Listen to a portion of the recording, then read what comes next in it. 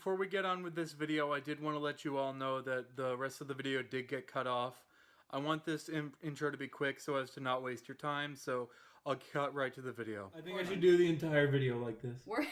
I'm not even joking. I'm going to do the entire video like this. I tried to fix his You know hair, why? Aliens. Yeah, we're just going to go with that. It's always aliens. They're the answer for everything.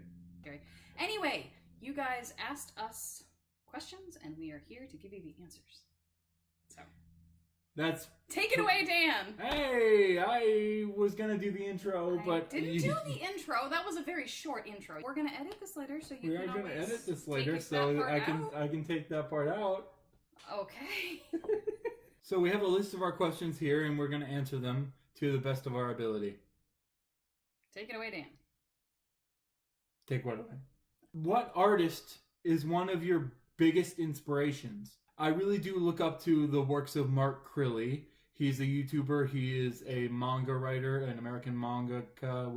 A mangaka is someone who writes Japanese-style comic books for an American audience. Okay.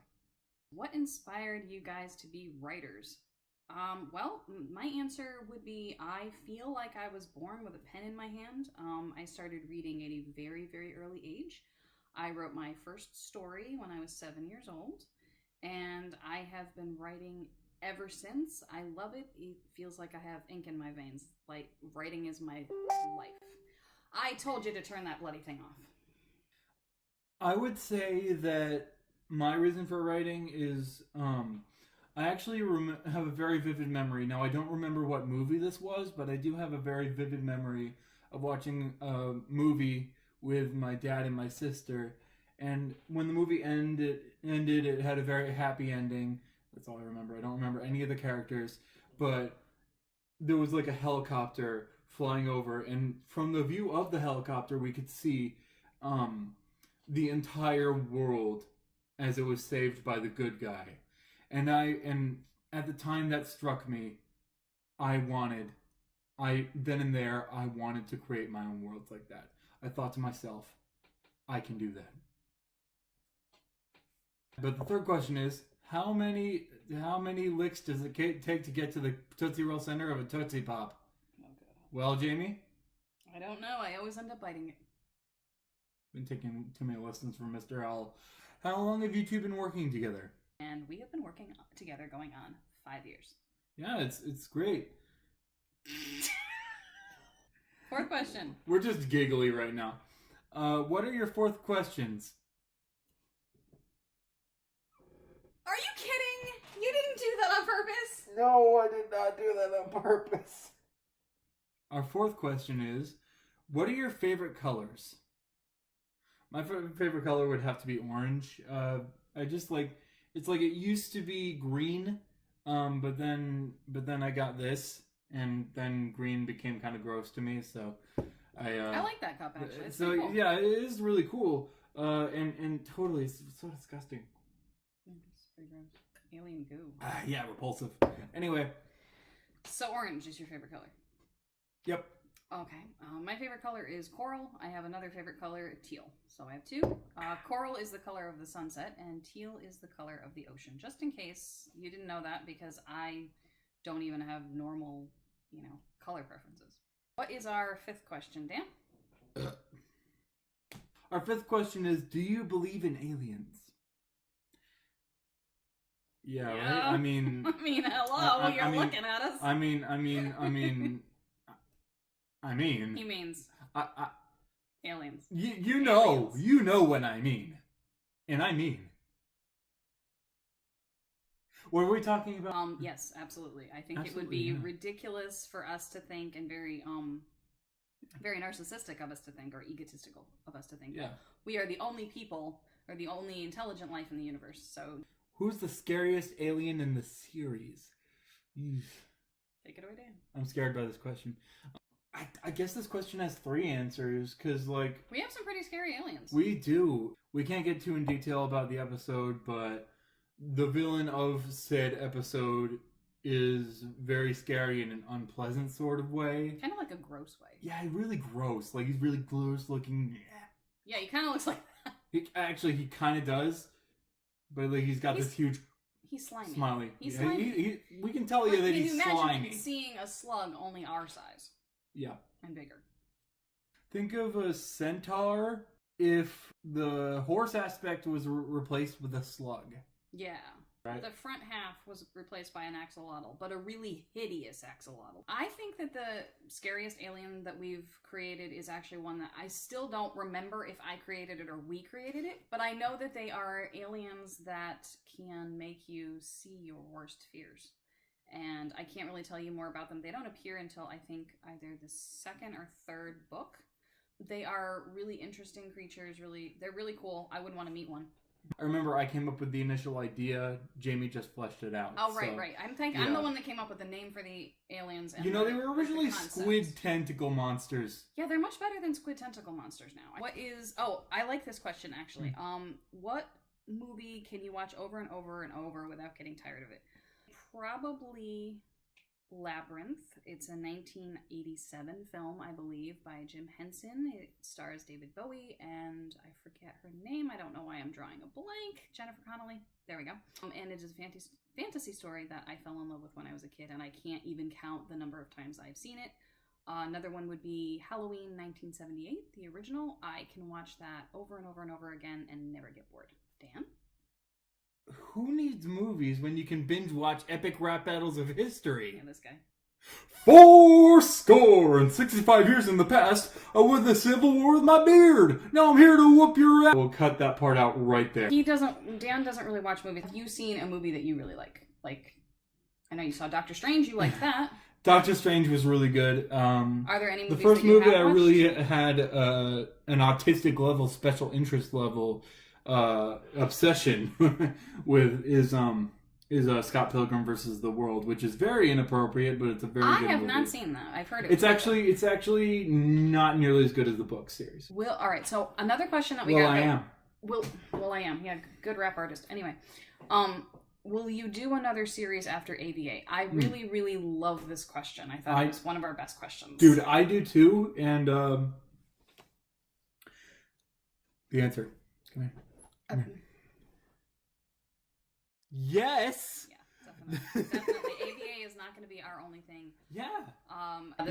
This is an ongoing project that's not going to stop with Autism versus Aliens. It's going to begin with Autism versus Aliens. Yeah, that's a good one. I like that. Anyway, I'm such a dork. Anyway. It would have been so much better had you not done that. You look like... You know what? I have a question for you then. What? Can you give me the slightest idea of one, and I mean one, please, because we don't have that kind of time, one story that you're interested in producing after AVA? I do know that the next, and I probably shouldn't say this, but just for the sake of the question, the next idea will heavily involve augmented reality video games and AI. Cool. It's really good. It's really awesome. All right, so this is another question that I absolutely love because it's actually funny that somebody came up with it. How did you come up with Freaking Comics as your brand name? This is the most pure, innocent, adorable story I can tell you. We really didn't create Freaking Comics because we were like, ooh, freaking, that's a cool word. I'm sitting there, Dan and I are sitting, this was at the old house, we're sitting at the dining room table where we used to do all of our work, and Dan and I are trying to come up with a brand name, not just ABA, but something that will, basically be an umbrella brand name for everything that we create. And he was like, he just looks over at me with the most innocent look on his face, and he's like, what about Freaking Comics? And I started laughing. I'm like, that's perfect. He's like, yeah, like a king who's free. He's a free king. He's a free king. So he should... I'm like, Dan, really? Yeah, he's a free king. Oh! And, are you kidding? I was holding on to this idea for several months. Right. So I could tell her. It was literally the most innocent, probably the most autistic thing you've ever done. Because, of course, you're thinking about it literally all. So Freaking Comics was actually, I think the reason that it's so autistic is because it's so literal. You were very literal. You were thinking of a free king, a man who was free who happened to be a king. And I think what we have is like a head with a crown that's tilted slightly. I thought that was adorable because Dan is so literal, and I'm usually pretty literal. Dan did not realize that that's how it came out, but that's how our brand name came to be. Oh, yeah, it's right there. Literally snip it off with scissors. I don't care. Don't pull it. This is our logo. Dude, hold it, would you? Meanwhile, I get punched in the face. I'm sorry. What are your special interests? Well, I have a few. Let's see. One of my special interests, I'll give you a really clear idea of what it's like to be on the spectrum. I was obsessed with an app called TikTok for 5 months, and I was on it constantly. I've literally stopped having anything to do with it. And I mean, I'll go back on there every once in a while, but it was my all-encompassing obsession, and now it's like gone. And I ended up downloading The Sims, and I've been playing that, so that's kind of, become more of what I do. And also watching Netflix, I am currently completely obsessed with a series called The Adventures of Merlin. So, I would say that I can think of a bunch of them. My two of my special interests, well, actually three of my special interests are drawing, writing. Those two are obvious, and the Dead Rising series, and actually a fourth one, cosplay. You can imagine how those two work together. I really like Dead Rising, by the way. Is that a video game? It's a video game. Okay, yeah. It's a video game. Should I explain that? Probably, yeah, Maybe. because nobody has.